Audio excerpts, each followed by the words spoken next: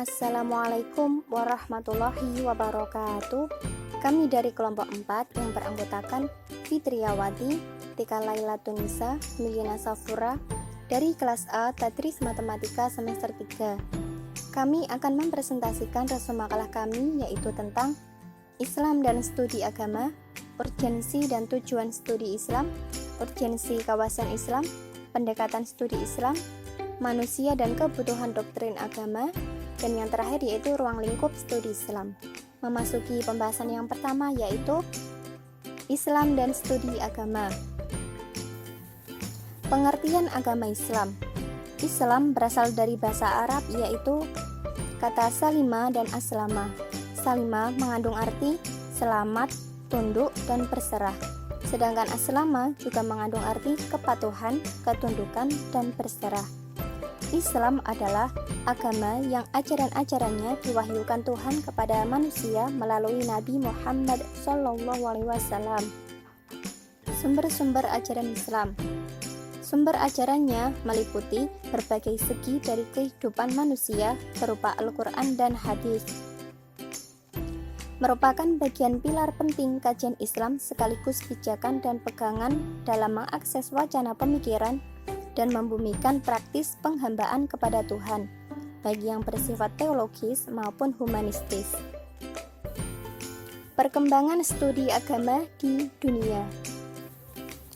Dorongan utama orang Eropa untuk mengkaji Islam menurut Lewis bersumber dari dua motif. Pertama, untuk belajar lebih banyak warisan klasik yang terpelihara dalam terjemahan dan komentar berbahasa Arab. Yang kedua yaitu menyoroti sisi gelap imperialisme dan kolonialisme Barat, yaitu memperlihatkan bahwa studi ketimuran sebagai disiplin keilmuan secara material dan intelektual berkaitan dengan ambisi politik dan ekonomi Eropa, yang orientalisme telah menghasilkan gaya pemikiran yang dilandaskan pada distingsi teologis dan epistemologis antara Timur dan Barat dalam banyak masa. Yang selanjutnya yaitu urgensi dan tujuan studi Islam. Pengertian studi Islam. Studi Islam mencerminkan gagasan tentang pemikiran dan praktis yang bermuara pada kedudukan Allah SWT yang Maha Esa, selamat di dunia akhirat dan berdamai dengan makhluk lain. Dengan demikian, studi Islam tidak hanya bermuara pada wacana pemikiran, tetapi juga pada praktis kehidupan yang berdasarkan pada perilaku baik dan benar dalam kehidupan. Urgensi metodologi Islam. Ada beberapa yang sangat urgen mengapa metodologi studi Islam digunakan untuk memahami Islam baik secara tekstual dan kontekstual di antaranya. Cara pandang Islam yang seharusnya tidak hanya doktrin, tetapi juga aspek sosial budaya, di mana perkembangan zaman membutuhkan pemahaman Islam yang dinamis. Yang kedua yaitu cara pandang dikotomi antara pengetahuan agama dan umum, menunjukkan krisis intelektual dalam dunia Islam yang berlarut-larut. Tujuan studi Islam.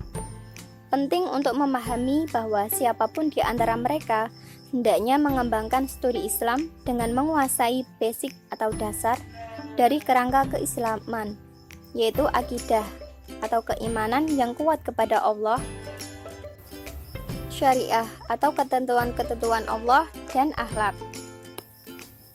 Yang selanjutnya yaitu studi kawasan Islam. Pengertian studi kawasan Islam yaitu kajian yang tampaknya bisa menjelaskan bagaimana situasi sekarang ini terjadi, karena fokus materi kajiannya tentang berbagai area mengenai kawasan dunia Islam dan lingkup pranata yang ada dicoba diuraikan di dalamnya, mulai dari pertumbuhan, perkembangan, serta ciri-ciri karakteristik sosial budaya yang ada di dalamnya. Sejarah studi kawasan Islam. Para ahli kenegaraan sejak zaman Yunani sekitar tahun 450-an sebelum Masehi telah memperhatikan persoalan hubungan antara batas-batas wilayah sebuah negara. Ptolemy, Thucydides, Hecatos, dan Herodotus merupakan sejarawan Yunani yang cukup intens dengan kajian-kajian wilayah yang dikenalnya, baik melalui cerita orang maupun dari hasil pengamatan terhadap wilayah-wilayah yang mereka kunjungi. Selain sejarawan, mereka juga pengelana. 1300 tahun kemudian, kaum muslimin memiliki kemampuan yang luar biasa dalam mengembangkan studi kawasan Islam dengan berbagai corak ragam yang lebih dinamis lagi. Karya tentang geografi dan sejarah telah menjadi bagian penting dan tidak terpisahkan dari perkembangan historiografi Islam secara umum. Problem dan prospek pendekatan studi Islam. Pendekatan dan studi area merupakan pendekatan yang meliputi bidang kesejarahan, linguistik, dan semua cabang ilmu serta pengetahuan yang berkaitan dengan pertumbuhan. Problem yang dihadapi dalam penelitian dengan menggunakan pendekatan studi area dalam studi Islam dan komunitas Muslim berbanding lurus besarnya dengan objek dan luas wilayah yang akan diselidiki.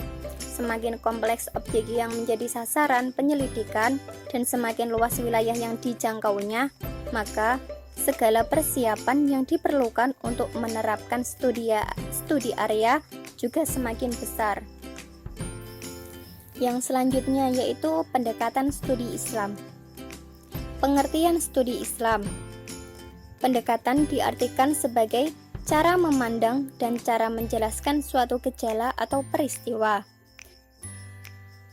Berdasarkan hal tersebut, jadi pendekatan studi Islam adalah perspektif atau paradigma dengan mempergunakan disiplin ilmu Islam sesuai dengan fenomena yang menjadi fokus kajian atau studinya. Macam-macam pendekatan studi Islam, yaitu terbagi menjadi 8. Yang pertama yaitu pendekatan teologis, yaitu suatu pendekatan yang membahas tentang teologi dan normatif di mana dapat diartikan sebagai upaya memahami agama menggunakan ilmu ketuhanan yang bertolak dari satu pemahaman. Yang kedua yaitu pendekatan antropologis. Salah satu upaya memahami agama dengan cara melihat wujud praktek keagamaan yang tumbuh dan berkembang dalam masyarakat. Yang ketiga yaitu pendekatan sosiologis, yaitu upaya memahami agama yang berkaitan dengan masalah sosial, memeriksa dan menemukan sistem nalar yang dapat dipahami manusia. Maksud saya yaitu pendekatan sosiologis, yaitu upaya memahami agama yang berkaitan dengan masalah sosial. Sedangkan pendekatan filosofis, yaitu mencari penjelasan dari konsep-konsep ajaran agama dengan cara memeriksa dan menemukan sistem nalar yang dapat dipahami manusia. Yang kelima yaitu pendekatan historis, yaitu penelaahan serta sumber-sumber lain yang berisi informasi mengenai masa lampau dan dilaksanakan secara sistematis. Yang selanjutnya yaitu pendekatan kebudayaan, sebagai sebuah pedoman bagi kehidupan masyarakat yang diyakini kebenarannya oleh para warga masyarakat tersebut. Selanjutnya yaitu pendekatan psikologis, yaitu studi Islam yang menekankan pembahasan hubungan jiwa manusia dengan agama. Dan yang terakhir yaitu pendekatan interdisipliner, yaitu pendekatan dalam pemecahan masalah dengan menggunakan tinjauan berbagai sudut pandang ilmu. Sudut pandang ilmu serumpun yang relevan dan atau tepat guna secara terpadu. Yang selanjutnya yaitu manusia dan kebutuhan doktrin agama. Pengertian doktrin agama. Doktrin adalah ajaran tentang asas-asas suatu aliran politik, keagamaan, pendirian segolongan ahli ilmu pengetahuan, keagamaan, pendirian segolong ahli ilmu pengetahuan. menurut Magdalena Pranata Santoso 2009. Sedangkan agama adalah pengakuan terhadap adanya hubungan manusia dengan kekuatan gaib yang harus dipatuhi kebutuhan manusia terhadap agama. Kebutuhan manusia terhadap agama. Ada 3 faktor yang menyebabkan manusia memerlukan agama, yaitu faktor kondisi manusia, faktor status manusia, dan yang terakhir yaitu faktor struktur dasar kepribadian. Yang pertama yaitu faktor kondisi manusia, yaitu unsur jasmani dan unsur rohani. Untuk menumbuhkan dan mengembangkan kedua unsur tersebut harus mendapatkan perhatian khusus yang seimbang. Yang kedua yaitu faktor status manusia, yaitu sebagai manusia ciptaan Allah yang paling sempurna. Dan yang terakhir yaitu faktor struktur dasar kepribadian. Fungsi agama dalam kehidupan. Yang pertama yaitu fungsi edukatif. Agama memberikan bimbingan dan pengajaran tentang boleh tidaknya suatu perbuatan, cara beribadah, dan lain-lain. Yang kedua yaitu fungsi penyelamatan. Agama membantu manusia untuk mengenal sesuatu yang sakral dan makhluk tertinggi atau Tuhan dan berkomunikasi dengannya. Dan yang ketiga yaitu fungsi pengawasan sosial. Yang ketiga yaitu fungsi pengawasan sosial. Agama mengamankan dan melestarikan kaidah-kaidah normal, kaidah-kaidah moral atau yang dianggap baik dari pengaruh agama baru. Yang keempat yaitu fungsi memupuk persaudaraan. Kesatuan persaudaraan atas dasar seiman merupakan kesatuan tertinggi. Dan yang terakhir yaitu fungsi transformatif, yaitu mengubah bentuk kehidupan baru atau mengganti nilai-nilai lama dengan menanamkan nilai-nilai baru yang lebih bermanfaat. Rasa ingin tahu manusia. Manusia lahir tanpa mengetahui sesuatu, ketika itu yang diketahuinya hanyalah saya tidak tahu. Tapi kemudian dengan panca indera, akal, dan jiwanya, sedikit demi sedikit pengetahuannya bertambah dengan coba-coba, pengamatan, pemikiran yang logis, dan pengalamannya ia menemukan pengetahuan. Namun demikian, keterbatasan panca indera dan akal menjadikan sebagian banyak tanda tanya yang muncul dalam benaknya tidak dapat terjawab. Dan yang terakhir yaitu ruang lingkup studi Islam. Pengertian studi Islam. Studi Islam adalah usaha sadar dan sistematis untuk mengetahui dan memahami serta membahas secara mendalam tentang hal-hal yang berhubungan agama Islam, baik berhubungan dengan ajaran, sejarah, maupun praktik-praktik pelaksanaannya secara nyata dalam kehidupan sehari-hari sepanjang sejarahnya. Ruang lingkup studi Islam. Terdapat 2 wilayah keilmuan agama Islam yang dapat menjadi objek studi Islam, yaitu pertama, wilayah praktik keyakinan dan pemahaman terhadap wahyu. Yang kedua, wilayah teori-teori keilmuan yang dirancang dan disusun sistematika dan metodologinya oleh para ilmuwan. Tujuan studi Islam.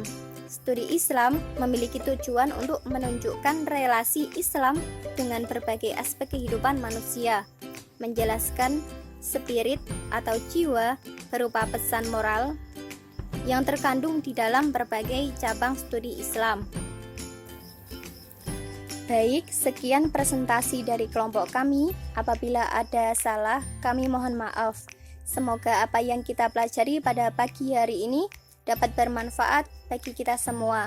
Terima kasih. Wassalamualaikum warahmatullahi wabarakatuh.